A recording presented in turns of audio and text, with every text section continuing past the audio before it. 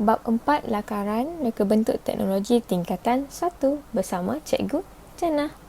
Okey, hari ini kita akan belajar tentang 4.14 Pemilihan lakaran produk terbaik berdasarkan elemen reka bentuk. Bagaimana cara untuk membuat pemilihan yang terbaik.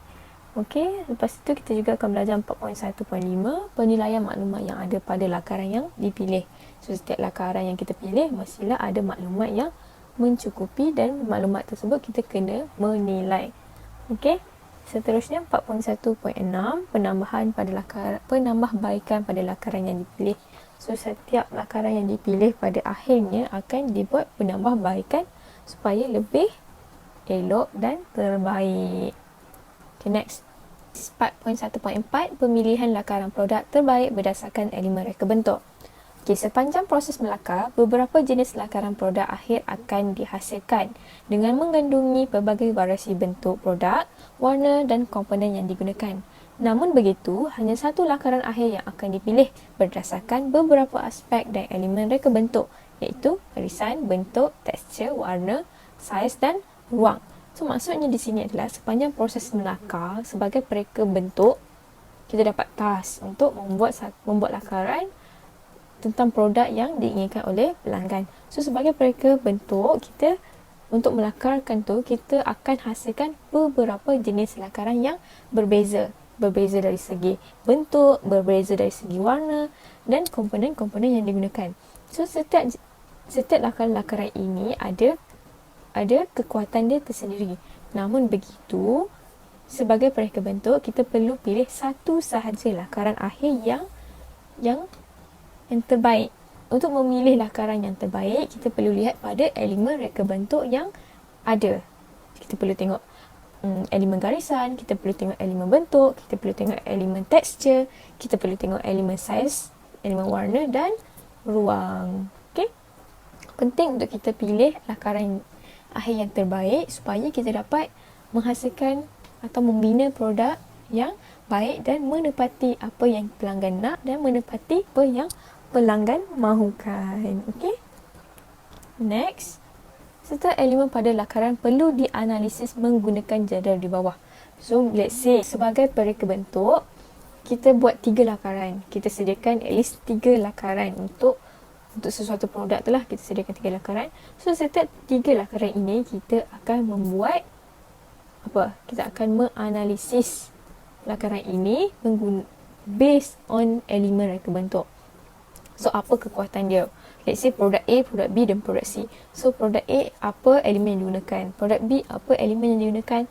Dan produk C, apa elemen yang digunakan? So, setiap perbezaan ini, analisis ini dilakukan menggunakan jadual ini. Okay? Okay, yang ini adalah contoh penggunaan jadual dalam menganalisis elemen lakaran produk. So, you guys boleh tengoklah kat sini elemen-elemen yang di list down kan, dan produk-produk yang dihasilkan juga berbeza-beza. You guys boleh tengok produk A warna lain, B warna lain, C warna lain. A design dia a bit simple, B design dia banyak garisan, and C design dia lain. So, kat sini kita kena buat analisis untuk mencari perbezaan dan kekuatan based on elemen reka bentuk. Okay, next. 5 kriteria pemilihan lakaran yang perlu dinilai pada lakaran. So, in order untuk kita memilih lakaran yang terbaik, kita kena pilih based on 5 lakaran ini, iaitu menarik perhatian pelanggan. So, lakaran kita mestilah atraktif, dapat menarik perhatian pelanggan. So, pelanggan tengok, oh, yang ni paling cantik, saya suka yang ni. Okey. 2, warna seimbang dan sesuai. Warna tu mestilah sesuai, tak terlampau kontra, tak terlampau pelik. So, warna tu sesuai dan seimbang. 3, maklumat lakaran lengkap. So, kita kena pilih maklumat yang paling lengkap supaya kita dapat memahami dengan baik. So, 4, mempunyai nilai estetika. So, lakaran yang kita pilih tu mestilah ada value tersendiri. Mestilah special, dia ada value tersendiri. 5, bentuk mudah dihasilkan. Let's say ada 3 lakaran. So, daripada 3 lakaran tu, kita pilih yang mana satu lebih mudah dihasilkan, tidak complicated. So, bentuk tu mudah. So, in future kita senang untuk produce the product. Okay, next. Borang penilaian pelanggan. Pemilihan lakaran juga boleh dibuat melalui borang penilaian yang diedarkan kepada pelanggan. Kaedah ini digunakan bagi mendapatkan pandangan dan pendapat mereka. Maklumat yang diperolehi dapat memudahkan mereka bentuk memilih lakaran yang terbaik. So, untuk memudahkan kerja mereka bentuk, mungkin mereka bentuk ada beberapa design yang terbaik, tetapi dia agak sukar untuk memilih kerana setiap lakaran menepati kriteria. So, in order untuk memudahkan membuat penilaian, mereka bentuk boleh menggunakan borang penilaian pelanggan, di mana borang-borang tersebut akan diedarkan kepada beberapa orang potential customers, dan customers tersebut mestilah fill in the borang, dan pada akhirnya mereka bentuk akan menilai lah yang mana satu lakaran yang terbaik dan menepati apa yang customer nak. Next, 4.1.5 penilaian maklumat pada lakaran yang dipilih. Lakaran saja tidak memadai untuk menjelaskan idea seorang mereka. Mereka bentuk mesti melengkapkan lakaran dengan maklumat agar mereka bentuk dan pelanggan dapat memahami lakaran yang dihasilkan.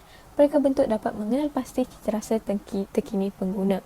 So, setiap lakaran yang dipilih mestilah disertakan sekali dengan maklumat-maklumat yang lengkap agar maklumat-maklumat ini dapat membantu mereka bentuk dan pelanggan memahami lakaran yang dihasilkan. Dan dengan adanya maklumat-maklumat ini, mereka bentuk dapat mengenal pasti citarasa terkini pengguna. Okay, so pentingnya ada penilaian maklumat pada lakaran yang dipilih. So, setiap lakaran yang dihasilkan mestilah ada details maklumat yang mudah difahami. Okay, next. Okay, maklumat yang diperlukan dalam lakaran. So, untuk lakaran akhir, setiap lakaran tu mestilah ada 5 lakaran penting ini, iaitu 1. Pengikat bagi sambungan, 2. Elemen yang digunakan, 3. Fungsi produk atau bahagian, 4. Jenis kemasan, 5. Bahagian yang digunakan. So, maklumat-maklumat ini penting untuk disertakan bersama dengan lakaran, because dengan adanya maklumat-maklumat ini, mereka bentuk dan pelanggan akan lebih memahami tentang lakaran tersebut. So next, ini adalah contoh penilaian maklumat.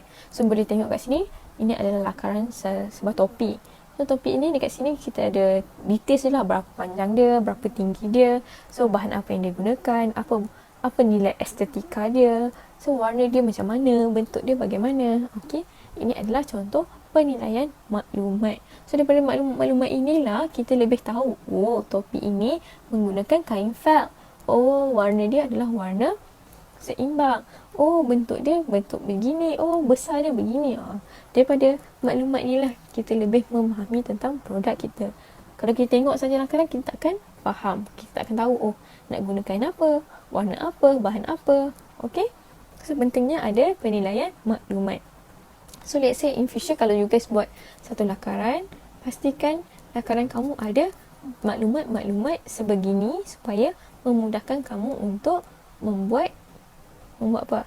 Membuat summary ataupun lebih memahami. Okay, next. Maklumat pada lakaran. Maklumat yang ada pada lakaran produk dipilih ada seperti berikut. So, tadi kita dah tunjuk maklumat-maklumat penting. So, ini adalah penerangan tentang maklumat-maklumat tersebut. So, kalau you design satu produk, let's say bag. So, bahan yang digunakan, bahan apa? Kain apa? So, kain jeans. Let's say dia tulis so kain jeans. Okay, penyambungan yang digunakan. So, you gunakan penyambungan apa? Okay, jenis kemasan produk. Apa kemasan yang you gunakan? Apa kemasan tu maksudnya apa benda yang you gunakan untuk mencantikkan produk you. Okay. Fungsi produk. Apa fungsi produk? Elemen yang digunakan. Elemen apa yang digunakan? So, maklumat-maklumat ini seharusnya ada pada lakaran yang dipilih supaya dapat memberi pemahaman yang lebih kepada mereka bentuk dan pelanggan. Next, penambahbaikan pada lakaran yang dipilih. Satu lakaran akhir akan dipilih sebagai lakaran terbaik. Penambahbaikan akan dibuat pada lakaran dipilih bagi menghadapi persaingan daripada produk lain dalam pasaran.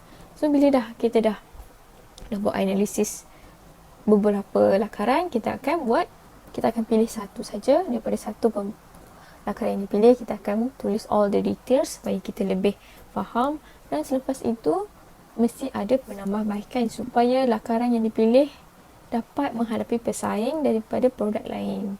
So, kita akan buat penambahbaikan yang lebih baik untuk menjadikan produk lebih terbaik.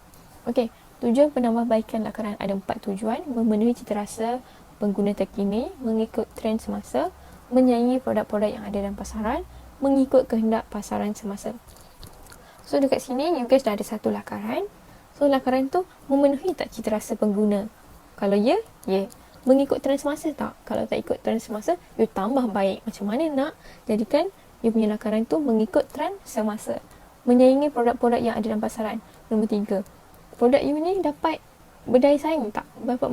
Dapat compete tak dengan ada produk yang ada dalam pasaran? Kalau tak ada, bagaimana you nak jadikan dia berdaya saing? So you perlu buatkan penambahbaikan. So mengikut kehendak pasaran semasa. So pasaran semasa bagaimana? Produk you, lakaran you ni dapat mengikut pasaran semasa tak? Kalau tak ada, you perlu buat penambahbaikan. Okay, you boleh tengok tadi penambahbaikan topi tadi kosong, right? So penambahbaikan dia tambah ada satu logo di tengah-tengah topi untuk mengikut trend semasa. Itu adalah penambahbaikan. So perlunya ada penambahbaikan supaya kita punya lakaran tu adalah lakaran terbaik sebelum kita develop the product. Sebelum kita buat produk, kita perlukan ada satu lakaran yang betul-betul terbaik, yang sudah mengikuti cita rasa pengguna, mengikut trend semasa, dan boleh berdaya saing dengan produk yang lain. Okey, itu saja untuk topik hari ini. Terima kasih.